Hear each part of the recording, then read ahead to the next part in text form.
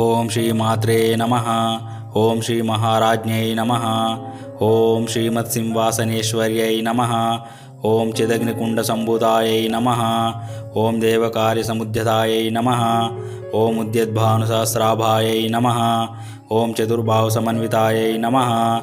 ఓం రాగస్వరూపపాషాఢ్యాయై నమః. ఓం క్రోధాకారాంకుశోజ్వలాయై నమః. ఓం మనోరూపేక్షుకోదండాయై నమః. ఓం పంచతన్మాత్రసాయకాయై నమః. ఓం నిజారూణ ప్రభాపూర మజ్జద్బ్రహ్మాండమండలాయై నమః. ఓం చంపకాశోకపున్నాగ సౌగంధికసత్కచాయై నమః.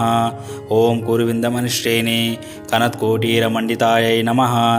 ఓం అష్టమీ చంద్రవిభ్రాజ దళికస్థలశోభితాయై నమః. ఓం ముఖచంద్రకలంకాభమృగనాభివిశేషకాయై నమః. ఓం మదనస్వరమాంగళ్య గృహతోరణచిల్లికాయై నమః.